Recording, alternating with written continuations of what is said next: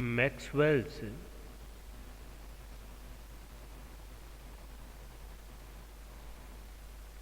Distribution law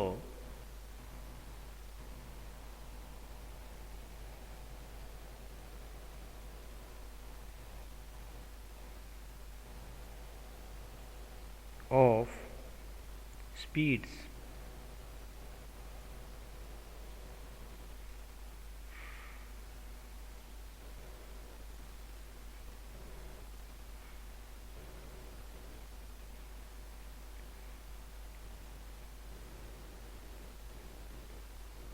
चाल के लिए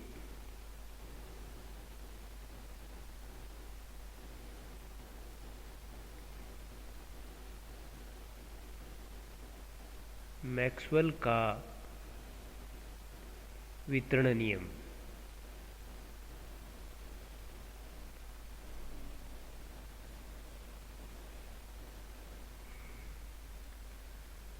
इस लॉ में यह पता करेंगे कि स्पीड रेंज के अंदर कितने नंबर ऑफ मॉलिक्यूल्स हैं।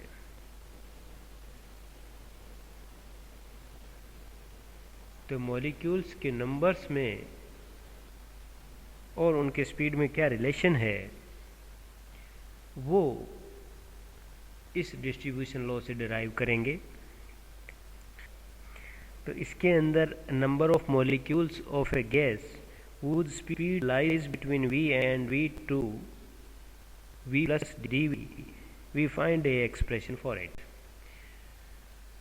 तो हम इसके अंदर एक गैस के जो मॉलिक्यूल्स हैं उनके नंबर्स के लिए एक्सप्रेशन व्यंजक डिराइव करेंगे, जिसमें गैस के मॉलिक्यूल्स की जो स्पीड है वो v से लेकर v प्लस dv के बीच में है।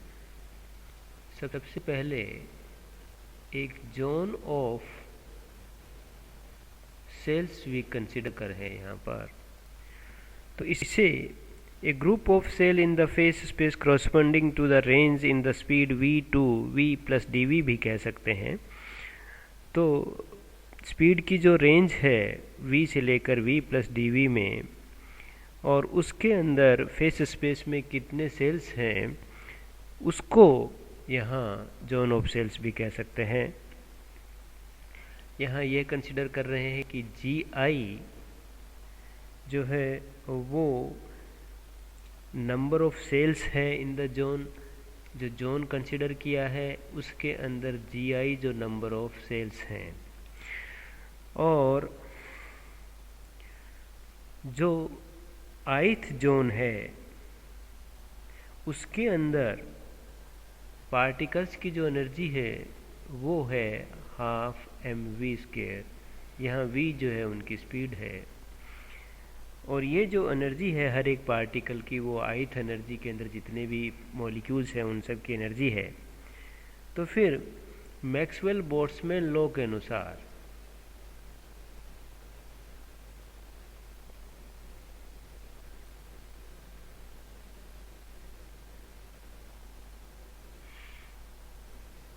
जो डिस्ट्रीब्यूशन का लॉ है उसके अनुसार जो नंबर ऑफ मॉलिक्यूल्स होंगे जो ith जोन में होंगे उनको रिप्रेजेंट किया जाता है Ni के द्वारा, और उनकी वैल्यू होती है a GI e की पावर माइनस बीटा EI। यहाँ GI जो है वो नंबर ऑफ सेल्स है इन पर्टिकुलर जोन, और जो A है वो कांस्टेंट है, बीटा जो है वो भी कांस्टेंट है, और बीटा की वैल्यू जो है वो 1/kT की इक्वल होती है। K बोल्ट्जमैन कांस्टेंट है, T जो है वो एब्सोल्यूट टेम्परेचर है, और EI जो है वो पार्टिकल की एनर्जी को रिप्रेजेंट करता है, और इसकी वैल्यू जो है वो हाफ mv² होती है। नंबर ऑफ पार्टिकल्स जो होते हैं या मॉलिक्यूल्स जो होते हैं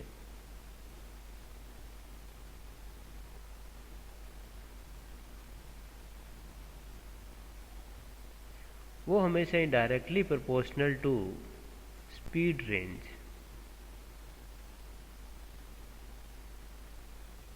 dv रेंज बढ़ा देंगे तो नंबर ऑफ पार्टिकल्स भी इंक्रीज हो जाएंगे, रेंज कम कर देंगे तो नंबर ऑफ पार्टिकल्स जो है उनकी नंबर्स भी कम हो जाएगी। तो हम क्योंकि यहाँ पार्टिकल्स को ni से रिप्रेजेंट कर रहे हैं, तो इन पार्टिकल को इस रूप में भी लिखा जा सकता है कि ni equal to nv dv।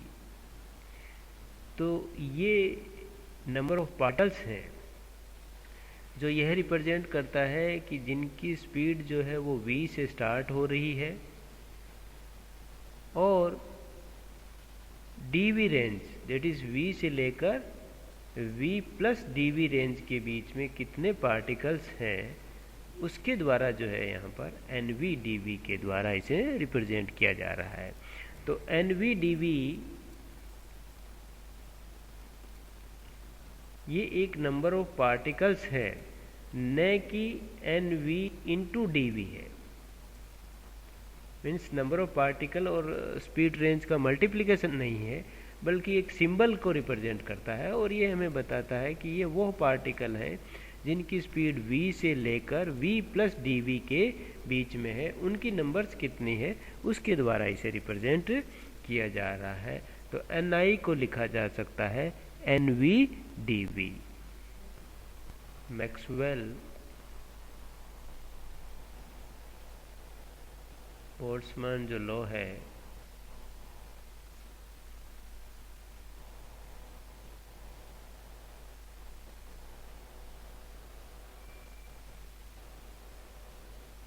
उसके अनुसार ni equal to a gi e की पावर माइनस बीटा ei होता है। तो ni को जो है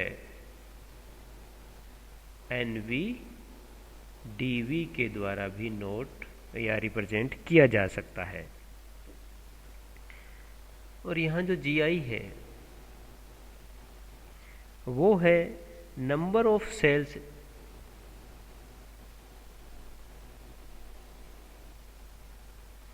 in the zone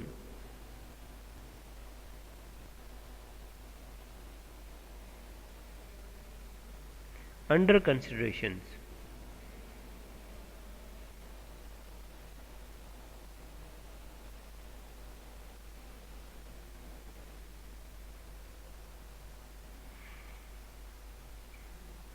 तो इनकी संख्या पता करने के लिए कोई भी आपके पास कंप्लीट वॉल्यूम हो और उस वॉल्यूम को या उस पार्ट के अंदर हम छोटे छोटे और सब वॉल्यूम या सब रूम्स बना दें और वो इक्वल नंबर के हों, इक्वल साइज के हों, तो फिर इन रूम्स की क्या संख्या होगी? तो आप क्या कहेंगे कि टोटल वॉल्यूम डिवाइडेड बाय जो एक रूम है उसके वॉल्यूम से यदि हम डिवाइड कर देंगे तो इसमें टोटल नंबर ऑफ रूम्स मिल जाएंगे।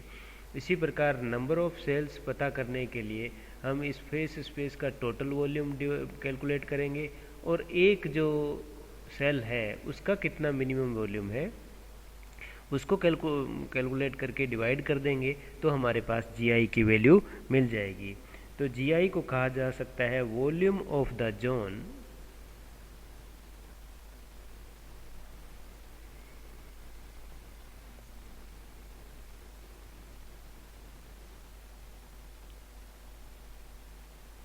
इन the phase space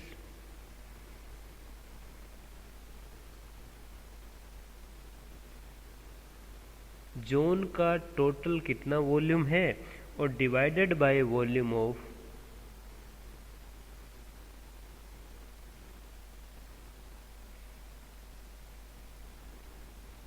one cell. अब जो volume of the zone in phase space होता है, क्योंकि फेस स्पेस के अंदर dx dy dz dpx dpy dpz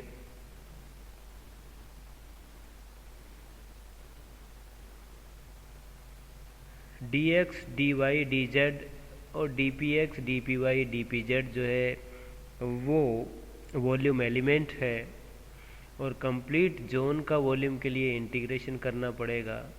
तो ये हमें पूरे जोन का वॉल्यूम मिल गया। डिवाइड में जो है वॉल्यूम ऑफ वन सेल जो है वो एच क्यूब के द्वारा रिप्रेजेंट किया जाता है। यहाँ पर जो D x D Y D Z जो है वो फिजिकल वॉल्यूम है और वो v के इक्वल होगा, तो इसको लिखा जा सकता है v बाई एच क्यूब, और D P x D P Y D P Z ये जी आई की वैल्यू मिलती है हमें। तो इन दोनों स्फीयर के बीच का ये जो वॉल्यूम है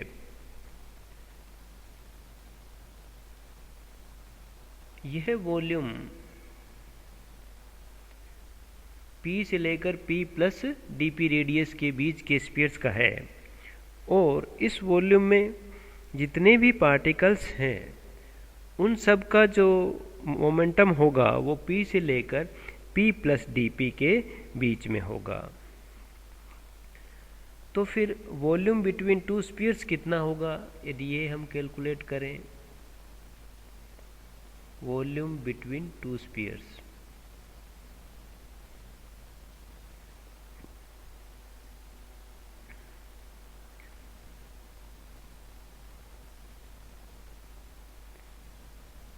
dpx dpy और dpz के लिए वॉल्यूम इंटीग्रेशन है। तो क्योंकि ये वॉल्यूम बिटवीन टू स्फीयर है, इसको इंटीग्रेशन के रूप में इस टर्म से रिप्रेजेंट किया जा रहा है। और इस वॉल्यूम बिटवीन टू स्फीयर का जो बात करें तो ये जो वॉल्यूम होगा ये हम ये कह सकते हैं कि आउटर जो स्फीयर है उसके वॉल्यूम में से इनर वाले स्फीयर का वॉल्यूम जब सब्ट्रैक्ट कर देंगे तो फिर हमारे पास में ये इन दोनों के स्फीयर के बीच वाला जो भाग है उसका वॉल्यूम मिल जाएगा। तो हम ये कह सकते हैं कि आउटर स्फीयर का जो वॉल्यूम है माइनस इनर जो स्फीयर है उसका वॉल्यूम। तो आउटर स्फीयर का जो वॉल्यूम होगा वो होगा 4/3 पाई P प्लस dp का whole cube. 4/3 pi R cube formula होता है यहाँ पर, और आर की वैल्यू जो है वो P प्लस dp की इक्वल है। और इनर जो स्फीयर है उसका वॉल्यूम हो जाएगा 4/3 पाई P क्यूब। सॉल्व करें तो 4/3 पाई कॉमन है, P प्लस dp का whole cube minus P cube 4/3 pi. ये जो फर्स्ट पार्ट है इसमें से P कॉमन लें तो P cube 1 plus dp by P whole cube minus P cube 4/3 pi P cube 1 plus dp by P का whole cube minus 1।